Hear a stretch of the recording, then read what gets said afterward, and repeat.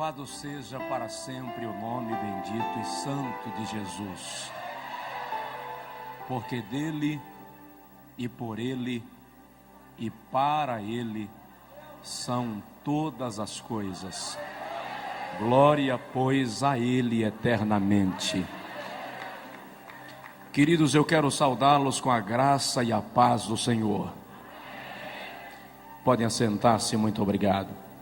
Quero saudar fraternal e carinhosa, bem como calorosamente, pastor Jerônimo Onofre, presidente deste seminário, os pastores aqui presentes, das mais diversas regiões deste abençoado país.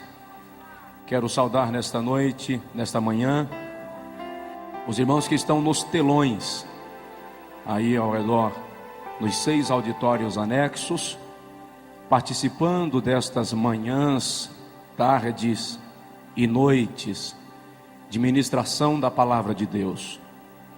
Quero nesta manhã apresentar o meu respeito aos mais diversos homens de Deus que já estiveram ministrando aqui ao longo deste seminário, desta conferência que começou no sábado.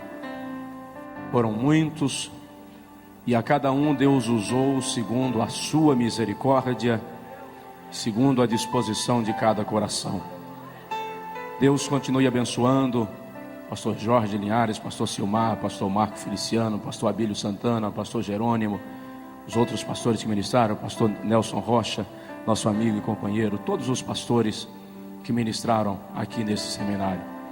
Mão de Deus continue estendida sobre cada um. Eu gostaria que os irmãos me permitissem apresentar uma pessoa que é muito especial, mesmo porque Deus confiou a esta pessoa a responsabilidade de me educar, de formar meu caráter e de me ensinar nos caminhos de Cristo. É o meu pai, pastor Gervásio, está aqui. Eu agradeço a Deus pela sua vida. Vem, nos abençoe. Vem da Bahia, onde nós moramos e servimos ao Senhor, sim. Eu estou vindo de Macapá e São Luís este final de semana para compartilhar com os irmãos da palavra de Deus. Eu quero, antes de fazer a leitura bíblica, expressar os meus sinceros agradecimentos ao pastor Jerônimo e à sua equipe pelo privilégio que nos deram de convidar-nos para participar desse seminário e cooperar aqui, colaborar com o reino de Deus e engrandecer o nome de Jesus, porque somente Ele é digno. Deus abençoe. Quero também pedir oração por nós, pela minha casa, pela minha esposa, pelo nosso filho, para que Deus continue nos guardando, nos abençoando, nos dirigindo, segundo a sua misericórdia.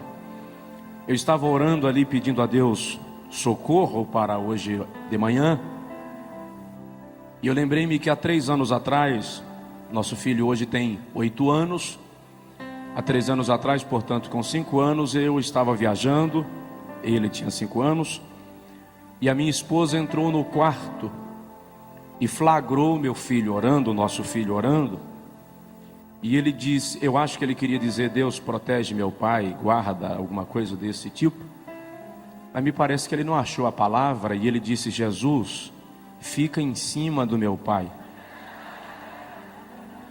E hoje de manhã eu estava orando aqui, e eu me flagrei dizendo, Jesus, fica em cima de mim.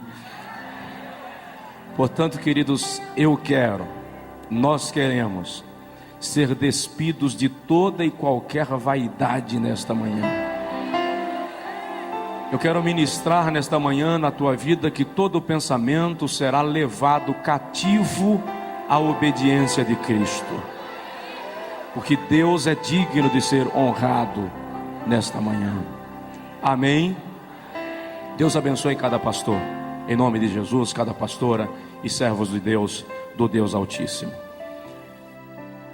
Antes de ministrar a palavra, eu queria dizer para os irmãos, depois da pregação eu acredito que nós não teremos ambiente para falar disso, então eu quero encerrar a mensagem assim, chorando, e devolveu o microfone. Por isso, queridos, do lado direito aqui estão os nossos materiais no estande aí exposto. E junto com os meus materiais estão os materiais do pastor Josué Gonçalves. O pastor Josué Gonçalves é um ministro que Deus levantou para abençoar a família no Brasil. E ele está aí lançando 2 livros, 129 sermões esboçados, que são de sua autoria para pastores, para pregadores, e 104 erros que um casal não pode cometer. São best-sellers no Brasil, que vão abençoar a sua vida. E do pastor Josué Brandão, tem aí o livro Jovens Bem-Sucedidos, estão aí. Nós temos 16 temas de mensagens em DVDs. E hoje a gente lançou uma promoção aí, uma promoção pentecostal. DVD custa R$25. Nós vamos vender hoje a R$12 um DVD. Se o irmão pegar de 2 acima, você vai pagar R$10 no DVD. E nós temos aí diversas mensagens em CDs também, que custa R$7 um, 2 por 10. São mais de 20 temas de pregações que o irmão pode adquirir. Nós temos aí inclusive mensagens ministradas lá no Congresso Nacional de líderes e esposas de pastores do Evangelho Quadrangular, que foi lá em Foz do Iguaçu, no mês de novembro do ano passado, e nós estivemos compartilhando com as nossas distintas irmãs lá, e eu acredito que vai abençoar a sua vida. Na saída, no estande aqui da direita, vão poder adquirir. Eu lhe convidaria para ficar em pé outra vez, por favor. Abra comigo a sua Bíblia, por gentileza, no profeta Ezequiel, capítulo de número 22. Profeta Ezequiel, capítulo 22, versículo... Pastor Alex, por favor, pastor. Ezequiel capítulo 22, versículo 30.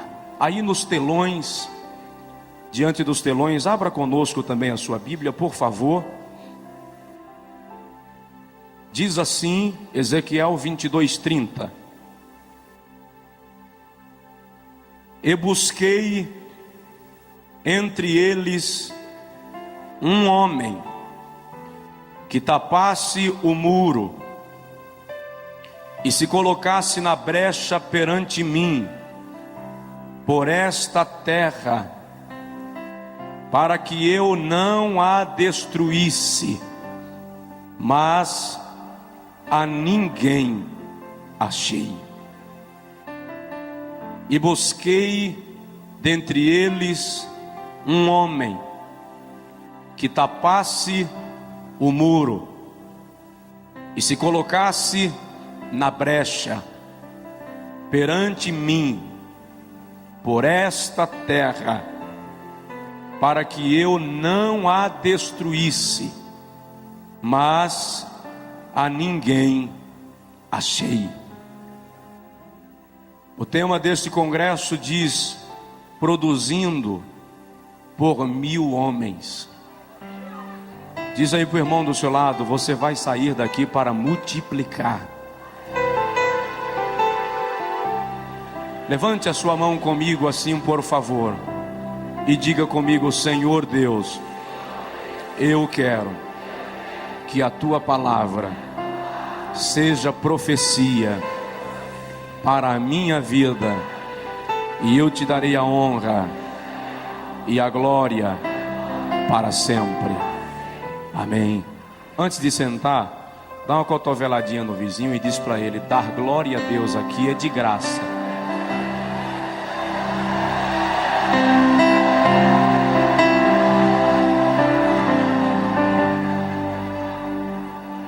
Pastor Alex, que esteve em contato comigo, pastor Germano, muito obrigado, amados. Deus abençoe.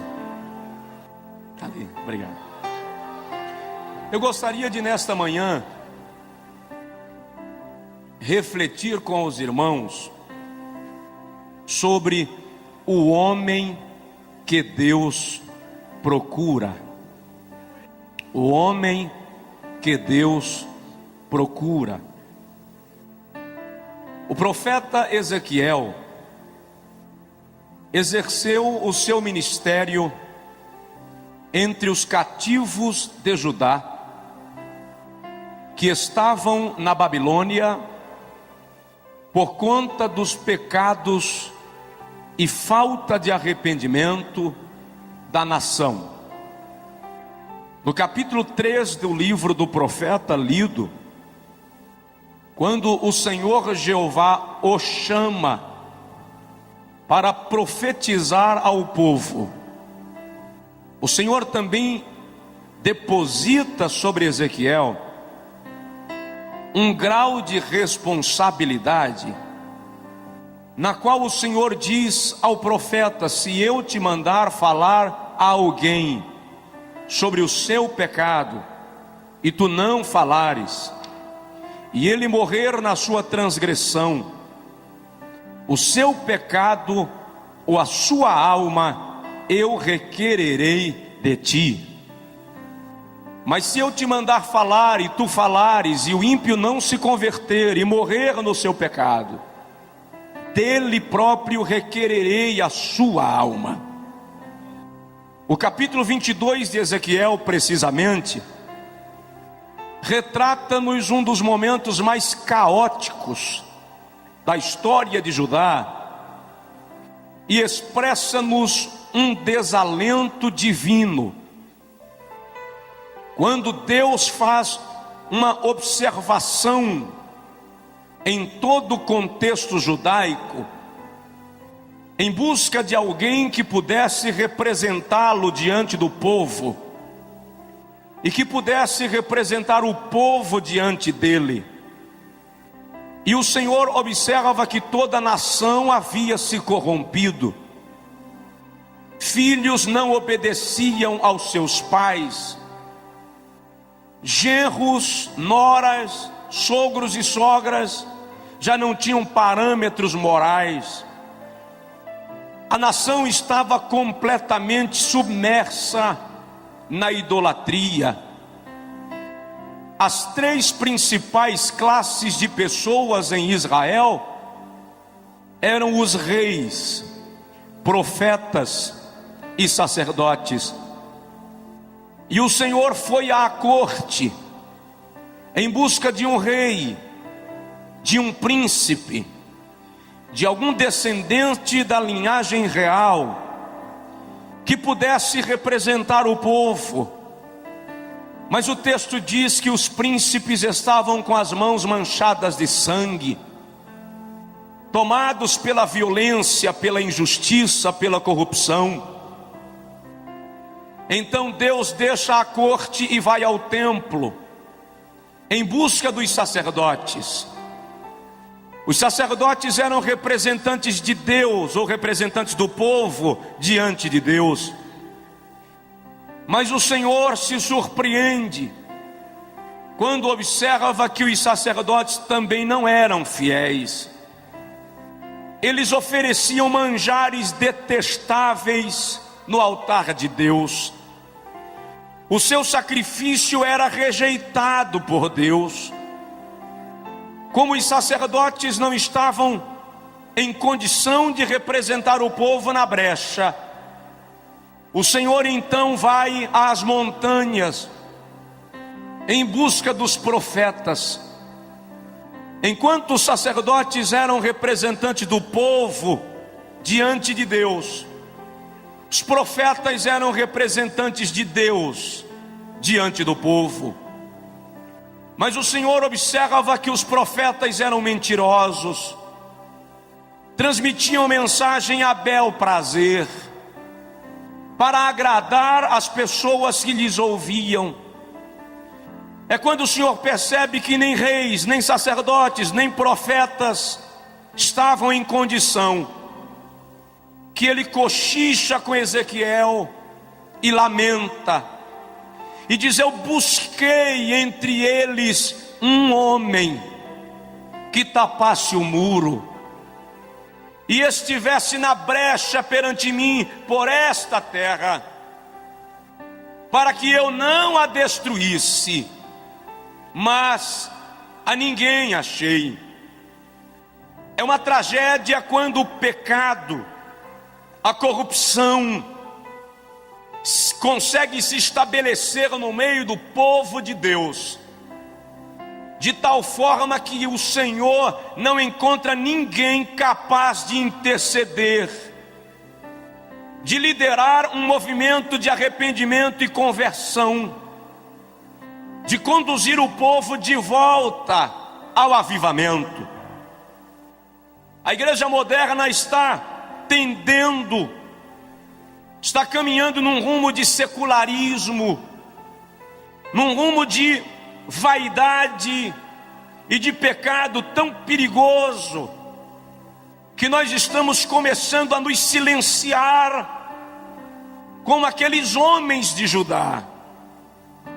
Só há uma diferença, é que naqueles dias o Espírito Santo não morava neles, o Espírito Santo vinha sobre eles e depois voltava. Hoje, porém, na dispensação da graça, o Espírito Santo está em nós. Outro dia eu ouvi um pregador dizer que se faltarem homens, Deus vai usar jumenta. Eu disse para ele: no Brasil jumenta não fala, porque Deus tem homens e mulheres comprometidos com Ele para profetizar a sua palavra. Quando Golias desafiou a Israel para pelejar, em 1 Samuel capítulo 17, Golias disse: se houver em Israel um homem capaz de lutar comigo e vencer, eu e os filisteus seremos vossos escravos. Golias não estava desafiando uma nação, ele estava querendo um homem. Quando Charles Spurgeon pregava em Chicago, ele disse: o mundo ainda não viu o que Deus pode fazer por meio de um homem que entregar-se nas suas mãos sem reservas. Levantou-se um jovem do final do auditório, veio em direção ao pregador, de pequena estatura, rechonchudo, e ele disse ao pastor Spurgeon: eu quero ser este homem que o senhor acaba de falar. Spurgeon orou por ele. Dwight Lyman Moody é o nome daquele jovem que antes de morrer ganhou para Jesus mais de 1 milhão de almas. Deus está procurando um homem. Quando a seleção brasileira vai jogar, o Brasil para. Se for final de Copa, as fábricas fecham mais cedo. Na Copa lá do Oriente, quando os jogos eram transmitidos aqui pela madrugada, eu vi aeroportos lotados diante de televisores, terminais rodoviários, gente que não dormia de madrugada para assistir o jogo do Brasil. Se 11 homens atrás de uma bola conseguem parar uma nação, imagina uma igreja cheia do poder de Deus, o que é capaz de fazer. Ei, macho, rei macho de cova. Deus está procurando alguém. Mas que tipo de homem Deus procura? Procuraria Deus um galã para representá-lo nos púlpitos das igrejas? Não, absolutamente. Deus não é diretor de novelas. Procuraria Deus um homem esteticamente perfeito para representá-lo? Não, Deus não é estilista. O homem que Deus procura, em primeiro lugar, tem que ser arrependido como Isaías. Quando o profeta Isaías escreve o capítulo 6, ele diz: no ano em que morreu o rei Uzias, eu vi o Senhor em um alto e sublime trono, e a orla do seu manto cobria os umbrais, e a casa se encheu de glória. E Isaías diz: eu vi serafins. A palavra serafins significa ardentes, aquele que está em chamas. E Isaías diz que os serafins com duas asas cobriam os rostos em reverência à santidade de Deus. Com duas asas cobriam os pés em reverência à missão da igreja. E com duas asas voavam numa disposição de servir. E diziam: Kodesh, Kodesh, Kodesh Yahvé Sabaoth. Santo, Santo, Santo é o Senhor dos exércitos. Aqui e nos auditórios anexos do telão, levante a mão comigo, por favor. Vamos juntos. Santo, Santo, Santo é o Senhor dos exércitos.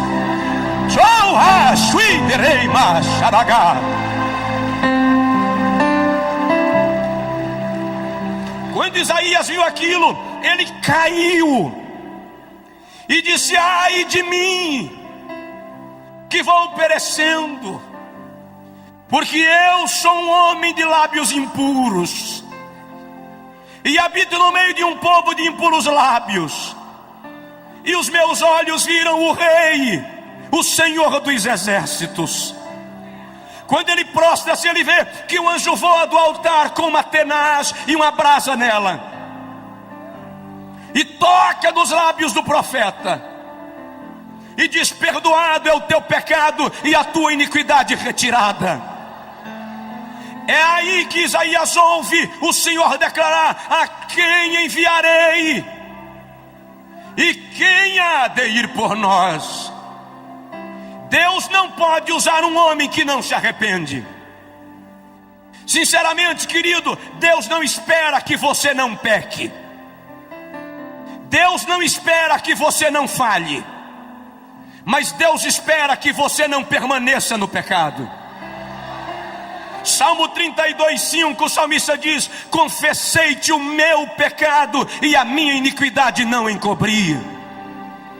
Salmos 66, 18 e 19, ele diz assim: se eu tivesse guardado o pecado no meu coração, o Senhor não teria me ouvido, mas graças a Deus que o Senhor atendeu a voz da minha oração. Nós estamos vivendo dias distintos de Deus, que o Espírito Santo vai gerar na igreja uma sede de pureza, de santidade, que vai fazer com que o pecado comece a sair de entre nós. Ninguém se engane, a figueira vai balançar, o dono da casa vai varrer a casa e vai achar a dracma perdida e vai nos comprometer mais com ele. A Bíblia diz que há dois advogados que trabalham 24 horas em torno do nosso nome. Está escrito em Apocalipse capítulo 12, versículo 9, que Satanás, de dia e de noite, nos acusa diante de Deus. Mas está escrito na primeira epístola de João, capítulo 2, versículo 1, que se pecarmos, temos um advogado perante o Pai, Jesus Cristo, o justo. E eu entendo, é possível que hajam advogados aqui. Eu entendo que quando Satanás chega lá em cima e diz: meritíssimo juiz, o Josué falhou. Olha, Aquele homem lá que pastoreia, aquela pastora, aquele jovem, ele infringiu tua lei, é réu de juízo. Quando o juiz pega a sentença e olha, o nosso advogado de defesa bate a mesa e diz: protesto meritíssimo. Eis nas minhas mãos marcas dos cravos, e do lado marca da lança, por onde derramei sangue para purificar esse homem, essa mulher. Dá uma sacudida no teu vizinho e diz para ele: alegre-se, Jesus lhe perdoou. Alegre-se, Jesus lhe perdoou. Ora madre de baixo e derramando managá. Obrigado. Segundo lugar, Deus está procurando um homem quebrantado como Jeremias. O Senhor não suporta dividir sua glória com ninguém. A glória é uma propriedade exclusiva de Deus. Salmos 51, 17, o salmista diz: o sacrifício aceitável a Deus é um coração quebrantado. E a um coração quebrantado e contrito tu não desprezarás, ó Deus.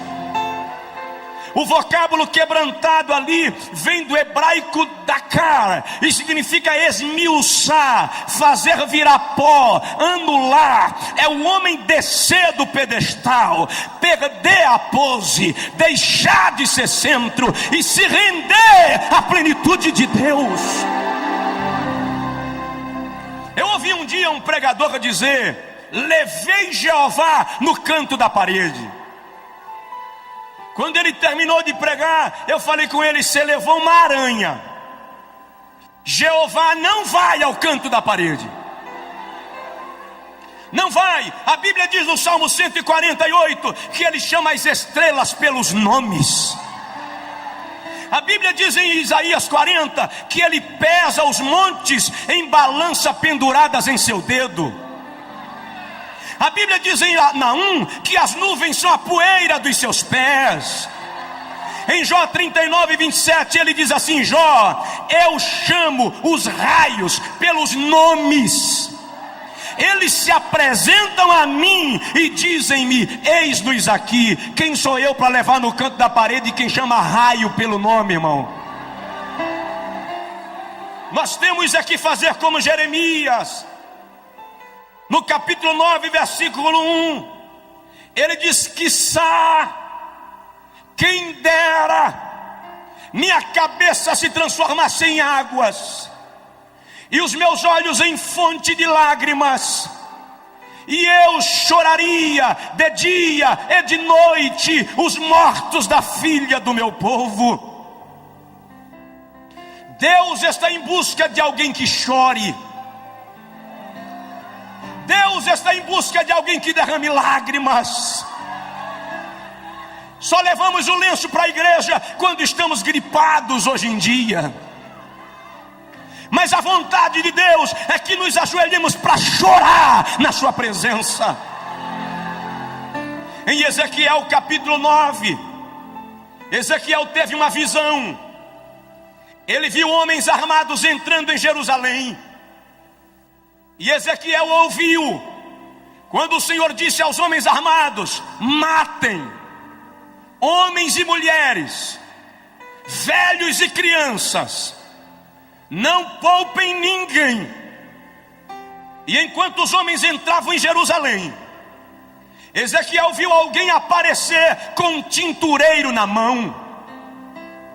E Ezequiel ouviu quando o Senhor disse aos homens armados: parem, esperem até que sejam marcados com tinta aqueles que ainda choram no meu altar, depois matai o resto.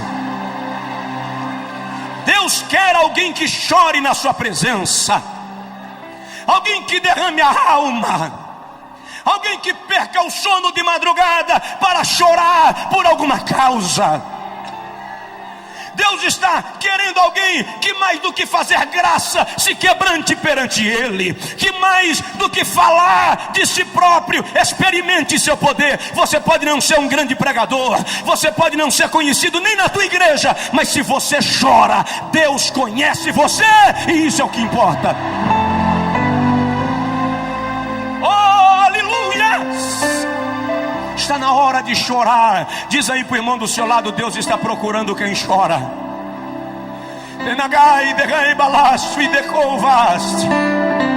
Romanos 12:15, a Bíblia diz: chorai com os que choram. Quantas vezes você está em casa e alguém precisa de oração e Deus quer você para orar? Minha esposa estava grávida, 8 meses de gestação. Na madrugada de 23 de agosto ela acordou sentindo dores de parto. Eu levei-a ao hospital da pequena cidade onde morávamos na época, em 96. Quando eu cheguei lá, a chefe de enfermagem disse: pastor, tira ela daqui, leva para outra cidade vizinha, Jacobina, porque aqui não resolve. Quando eu cheguei lá, a médica que havia acompanhado o período pré-natal me disse: tem que interná-la agora. Enquanto eu preenchia a ficha de internamento, a bolsa do líquido amniótico rompeu, a hemorragia começou. Em menos de 30 minutos a médica me disse: eu preciso fazer um parto cesáreo para salvar a mãe, porque a criança já morreu, não tem mais chance. Eu fiquei atônito. E ela disse para mim: você demorou a responder, já pensou na possibilidade de ficar viúvo? Eu disse para ela: com 22 anos, não. Fui para o carro que eu estava, ajoelhei no lastro e comecei a chorar. Enquanto eu chorava, eu disse a Deus: é a esposa e o filho, eu não aguento. De repente eu parei e disse para mim mesmo: eu não posso chorar agora, eu tenho que resolver. E eu voltei e disse à médica: faz o parto, mas faça o possível. É a esposa e o filho, é o fígado e o coração. Eu não tenho 2 de cada, só tenho um. 11h30, minha esposa entrou no centro cirúrgico e eu não podia orar. Eu media os corredores da clínica, mas a 200 quilômetros, Deus levantou uma irmã que preparava o almoço e disse para ela: Deusa, deixa o almoço queimar e vai orar por Josué, porque grande é a luta. Eu disse para ela, depois que ela desobedeceu, Deus mandou ela deixar o almoço queimar, e ela desligou o fogo. Mas ela foi orar, e enquanto ela clamava, orava, o Senhor disse: clama, porque grande é a angústia. 2h25 da tarde, o Senhor falou com a irmã Deusa: levante, que eu já fiz o milagre. 2h30, o pediatra saiu do centro cirúrgico e ele não falava, ele gritava, ele dizia assim: Deus está nesse lugar, Deus fez um milagre, Deus fez um milagre. Eu perguntei: doutor, como é que está minha esposa? Ele me segurou e disse: eu estou te dizendo que Deus fez um milagre, a tua esposa está bem e o teu filho fora de perigo, porque Deus é fiel. Chora. Anteontem em São Luís, uma irmã me disse: pastor, já pensei 2 vezes em largar meu marido. Eu disse: não larga não. Ela disse: por que vocês só dizem não larga não? Eu falei com ela: porque chorar resolve. Chora na presença de Deus. Terceiro lugar, Deus está procurando um homem obediente como Abraão. Gênesis capítulo 12, versículo 1. O Senhor aparece a Abraão e diz: sai-te da tua terra, da casa do teu pai, do meio da tua parentela, para a terra que eu haverei de te mostrar, e eu engrandecerei o teu nome, e te abençoarei, e tu serás uma bênção. e abençoarei os que te abençoarem, e amaldiçoarei aos que te amaldiçoarem, e em ti serão benditas todas as famílias da terra. Gênesis 12 diz: partiu, pois, Abrão conforme o Senhor lhe ordenara. Quer saber de uma coisa? O grande problema da religiosidade é que ela está formando crentes de sacrifícios e não crentes de obediência. Por qualquer problema, eu quero pagar o preço. Eu faço uma corrente de 7 semanas, eu faço 7 vigílias. Por qualquer coisa eu faço uma campanha de jejum, não pelo prazer, pelo sacrifício. E depois tem irmão que diz assim: eu recebi porque paguei o preço. Se fosse para eu pagar o preço, o Calvário não existiria. Quem pagou o preço foi Jesus. Tu recebes pela graça. Eu não estou dizendo para você não jejuar, não. Jejue, faça campanhas de oração, faça corrente, não tem problema. Mas não faça pelo sacrifício, faça pelo prazer de estar na presença de Deus. Faça pelo prazer de se comungar com Deus. O outro problema hoje é que muita gente que quer obedecer a Deus está querendo garantias palpáveis, está querendo saber qual vai ser o retorno. E nesta noite eu quero lhe dizer, desta manhã, que Deus não dá garantias palpáveis a ninguém. Obedecer a Deus é questão de fé. Se você crê nele, ele cuida de você. Dá uma olhadinha no teu vizinho e diz para ele: obedeça. Irmão, se Deus lhe mandar sentar, nem olhe se tem cadeira, sente. Se Deus lhe mandar ir, vá, porque Ele vai contigo. Homens obedientes como Abraão. Em quarto lugar, Deus está procurando homens, além de arrependidos como Isaías, quebrantados como Jeremias, obedientes como Abraão. Ele está procurando homens restaurados como Pedro. Não funciona, querido, maquiar a vida espiritual e se apresentar como se fosse teatro. A vida cristã não pode ser movida de atrizismo, de representação, de hipocrisia. A vida cristã não pode ser como carro velho, enferrujado, de pneu liso, motor batido, que você reforma a chaparia, pinta o carro, coloca pneu novo e deixa o motor queimando óleo. Eu posso até enganar você com a minha aparência, mas eu não poderei enganar aquele que conhece e sonda os corações dos homens. É por essa razão que Deus quer nos restaurar de dentro para fora. Eu lembro agora de um grande amigo de Jesus, Pedro. Pedro falhou feio com Jesus. Jesus estava sendo julgado e Pedro estava se aquecendo lá fora. De repente alguém olhou para Pedro no meio do círculo e disse: você parece com o Nazareno. Pedro disse: nunca ouvi falar. Saiu para o vestiário. Quando chegou lá, a empregada de Pilatos, arrumando os armários, olhou para Pedro e disse: eu acho que já vi você andando com o Nazareno.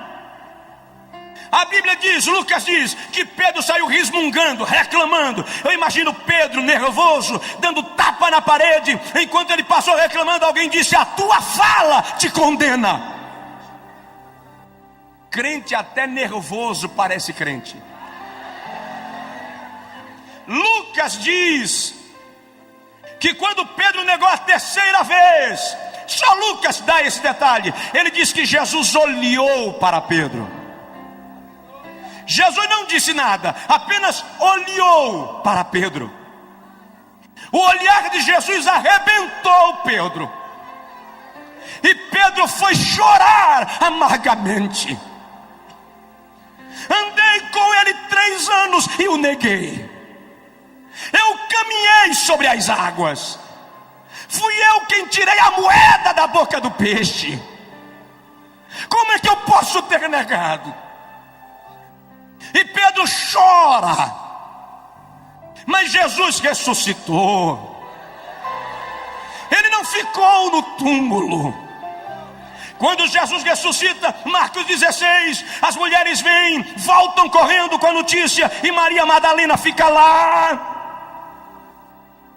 De repente aparece o mestre e diz: Maria. E ela diz: Rabi, Rabone, Raboni, mestre, meu mestre, meu bom mestre.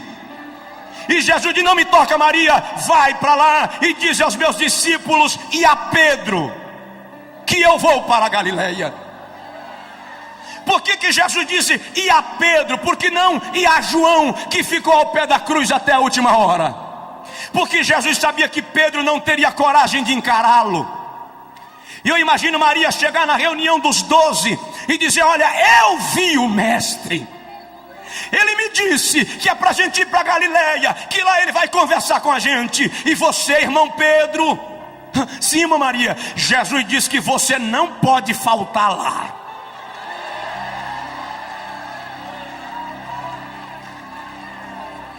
Em João capítulo 21, quando Jesus chega à beira do mar da Galileia, Pedro e João estavam pescando.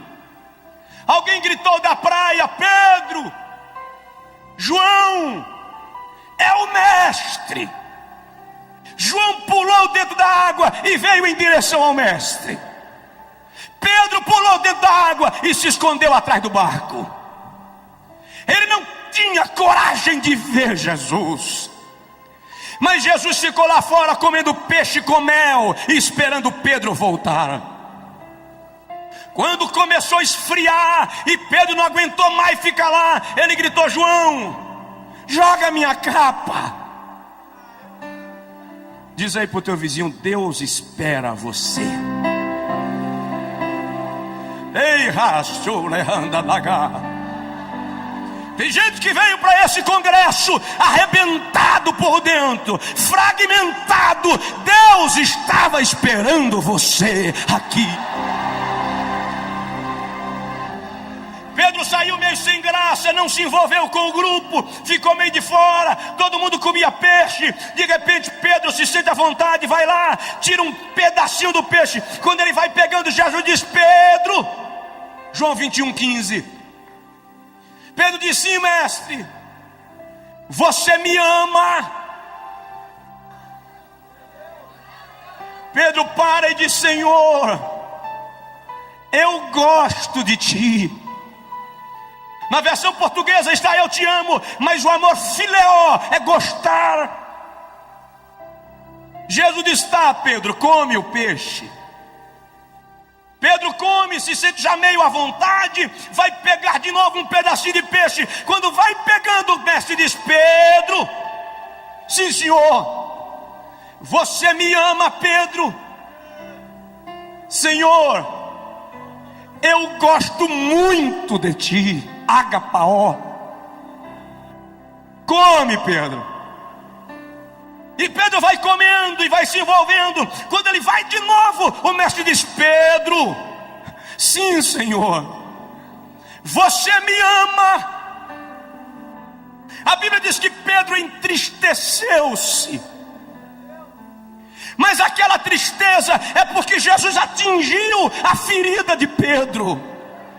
Jesus chegou no problema de Pedro. Ele tirou o cascão.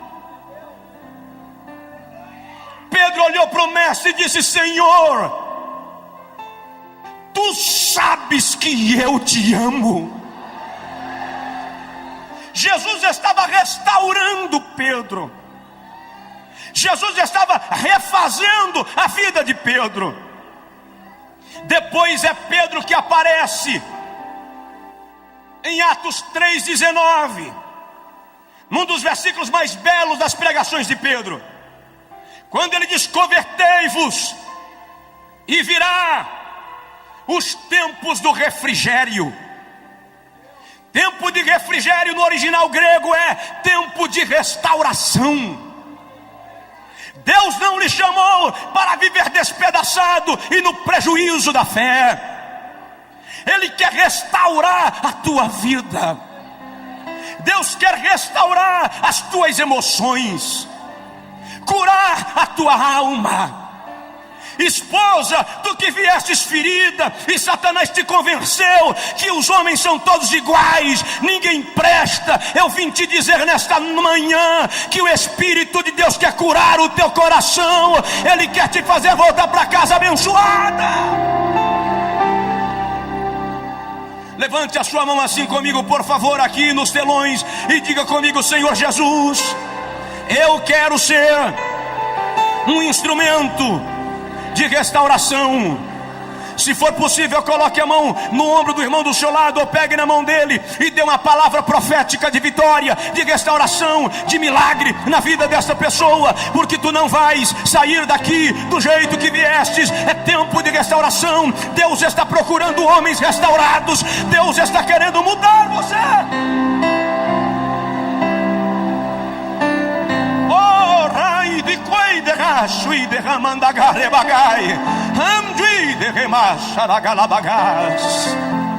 Deus vai restaurar teu lar, restaurar tua família, restaurar a tua vida, quebrar as barreiras. Eu lembro agora de Jó, de como Satanás arrebentou com a vida de Jó. A Bíblia diz que as jumentas foram queimadas, as ovelhas foram queimadas, os jumentos foram levados pelos caldeus, os camelos pelos sabeus. Jó ouviu e não tem problema. Enquanto morre vaca, você recupera. Enquanto morre jumento, você recupera. Mas de repente alguém chega e diz: Jó, os teus filhos. Jó pergunta: o que tem os meus filhos? Satanás mexeu na vida de Jó onde não podia mexer, nos filhos. Olha, Jó, eles estavam na casa do irmão mais velho. Veio um redemoinho com um terremoto e derrubou a casa. Os teus filhos morreram. Até ali Jó aguentou. Mas quando disseram: teus filhos morreram, não deu mais. Coração de pai e mãe não aguenta isso, irmãos. O texto da língua portuguesa diz que Jó prostrou-se a adorar, e adorou. Mas não é só isso. O texto original é o seguinte: quando disseram teus filhos morreram, Jó caiu. Não é que ele prostrou-se para adorar, não. É que as pernas não se firmaram, não deu para ficar em pé. Ele desmaia. Quando Jó desmaia e alguém tenta reanimá-lo, Jó abre os olhos e diz: o Senhor me deu, o Senhor me tomou, louvado seja o nome do Senhor.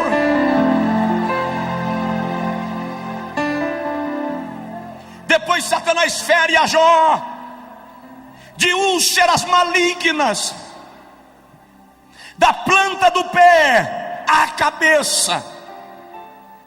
No capítulo 6, Jó diz que até na sua boca haviam tumores purulentos. De repente Elifaz chega e diz: Jó, eu tive um sonho pavoroso. Eu vi um bicho, Jó. A fisionomia eu não discerni, mas era um vulto. Capítulo 8. E eu me amedrontei, e os meus cabelos se arrepiaram. Quando Satanás viu que Jó não blasfemaria, ele disse ao anjo da morte: ronda, Jó. Não tem macho que não estremeça quando o gelo da morte lhe bate o corpo. Quando Jó sentiu o gelo da morte, capítulo 13, versículo 15, ele diz: ainda que ele me mate, eu ainda esperarei no Senhor.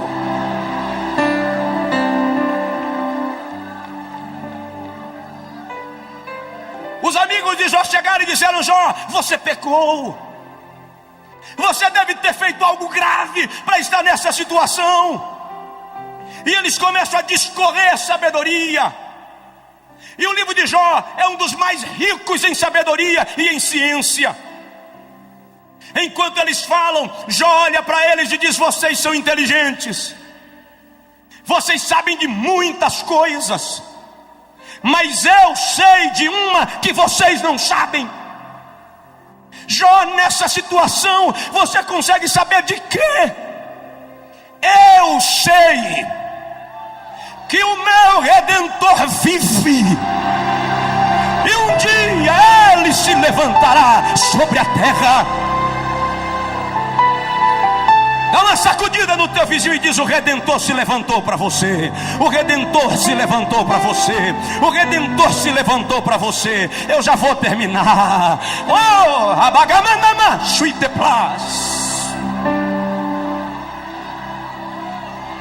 Sabe de uma coisa que eu quero citar nesta manhã, que não estava naquilo que eu planejava, mas me veio agora.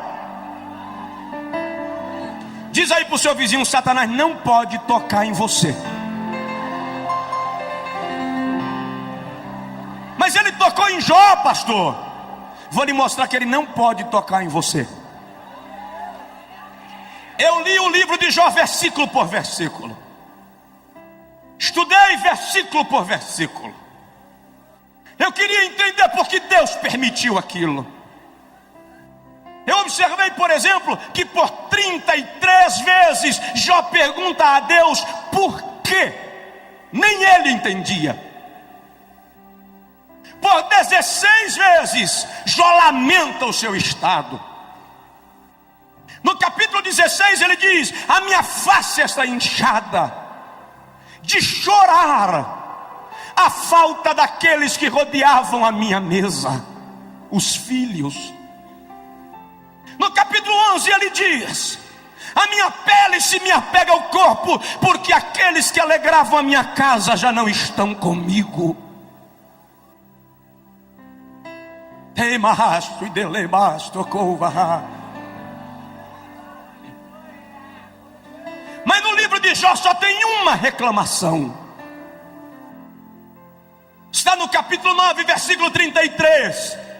Quando Jó diz: se eu tivesse um árbitro, se eu tivesse um intercessor, se eu tivesse um sacerdote que julgasse a minha causa diante do Todo-Poderoso, eu não estaria assim. Jó sentiu falta de quem? De Jesus. Jó sentiu falta de Jesus. Em Lucas 22, 31, Jesus chega para Pedro e diz: Pedro, Satanás pediu ao Pai para te peneirar como trigo. Como se dissesse: Satanás quis fazer com você o que fez com Jó, mas eu roguei ao Pai por ti, para que a tua fé não desfaleça. Quer saber de uma coisa, pastores? Quando Satanás chega lá em cima e diz: Jeová, eu quero dar uma sacudida no pastor Jerônimo, eu quero dar uma balançada no Josué, eu quero pegar aquela pastora e passar rasteira nela, Jesus atravessa na frente e diz: Pai, ele não, Pai, ela não, porque são meus e eu tenho compromisso com eles. Fica de pé, por favor, em nome de Jesus. Lei, Pai, derramai, decova, xaragalabagobe, cachute, plast. Dá um abraço no teu vizinho, se possível, um aperto de mão, e diz para ele: Satanás não vai tocar em você. Satanás não vai tocar em você. Satanás não vai tocar em você. Oh, rei, beguei de racha da gaci pecantunai, nos telos telões, nos auditórios anexos. É tempo de restauração, é tempo de vitória.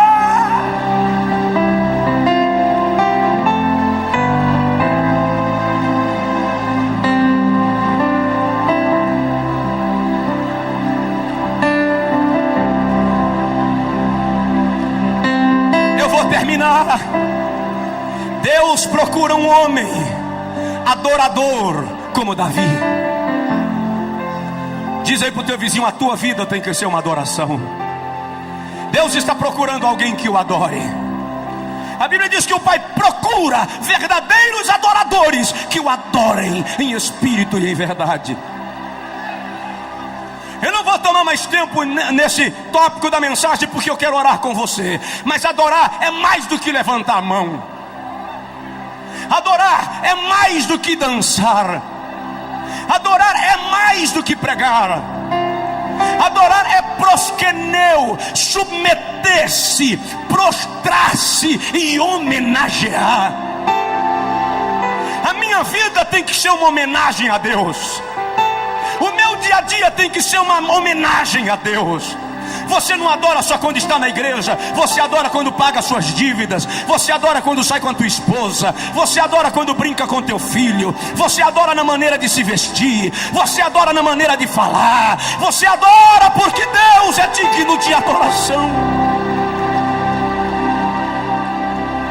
Sabe o que eu lembro agora? Apocalipse 4:8.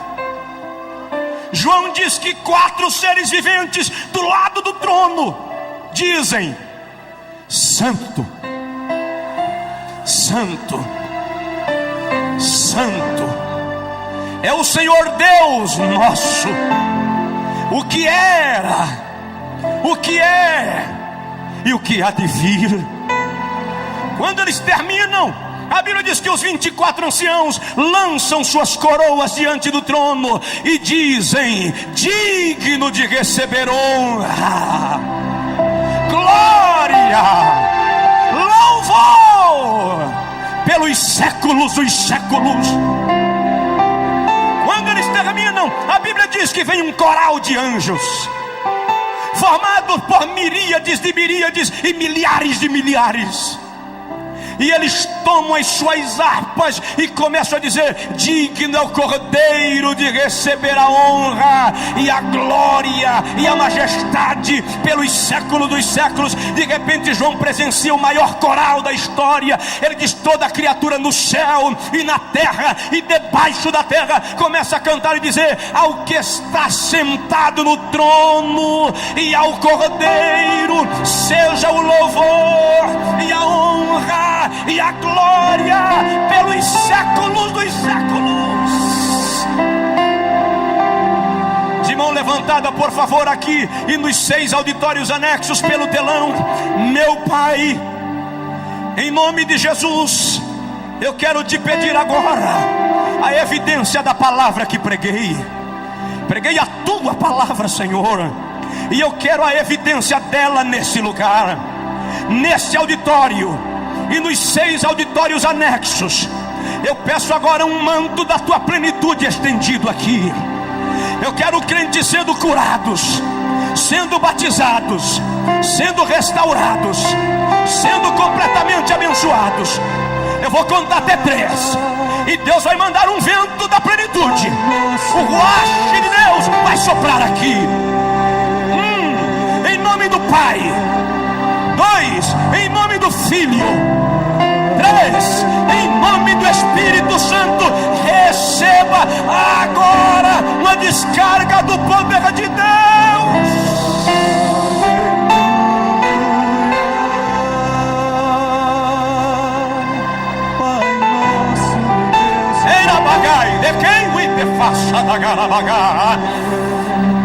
Deus está procurando um homem. Deus está procurando você. Ele te encontrou hoje de manhã. Receba a graça. Louve, adore, adore, adore. Adore, adore, adore, adore. Adore.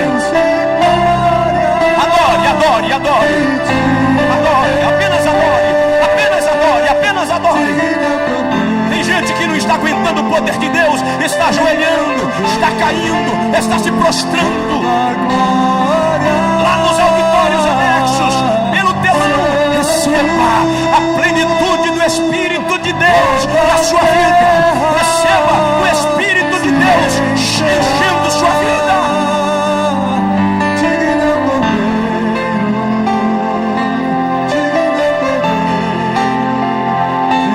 É tempo de cura, é tempo de restauração. Deus procura um homem, Deus procura alguém.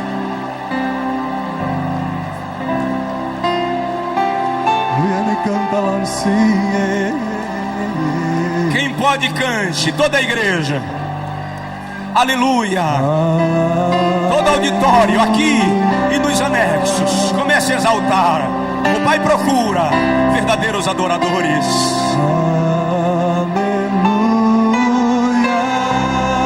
Santo és tu, Pai nosso e Deus e poder.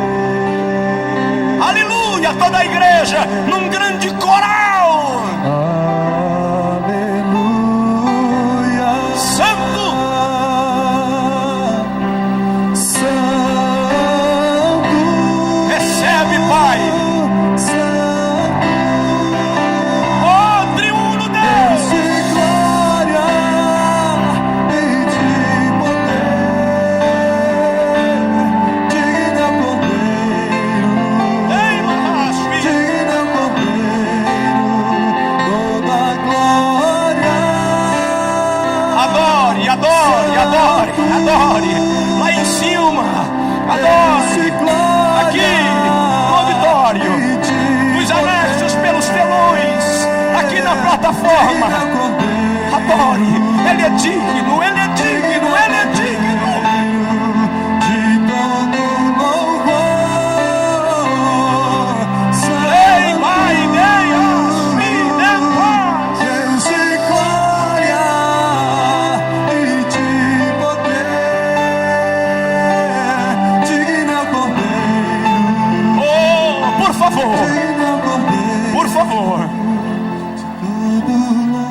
Antes de eu devolver o microfone, aqui e nos telões, por favor, eu gostaria que você agora abençoasse com uma oração a vida da pessoa que está do seu lado.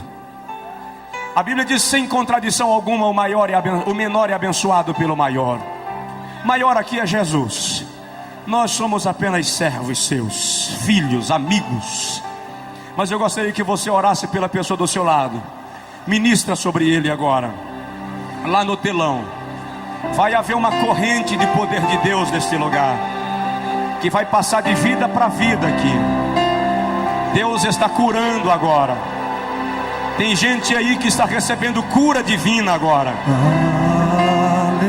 Você vai sentir a mão de Deus tirando a enfermidade do teu útero. Vai sentir a mão de Deus tirando a enfermidade do teu corpo, do teu coração, da corrente sanguínea. Aleluia, pastor Jerônimo, pastores que coordenam esse seminário, a plenitude de Deus continue sobre as vossas vidas. A unção de Deus continue sobre vós. Pastores que ministraram nesse seminário, os que ainda estão aqui, os que já foram, a mão de Deus continue sobre vocês. Os que ainda vão ministrar, a graça de Deus venha sobre a vossa vida. Pai nosso e Deus. Ei, barabadagachei de remassa da bagai. Aleluia, pastor Flamarion. Anibedagachei de randagabarrandagai. Adore, adore, adore, adore, adore, adore, adore, adore, adore. Santo,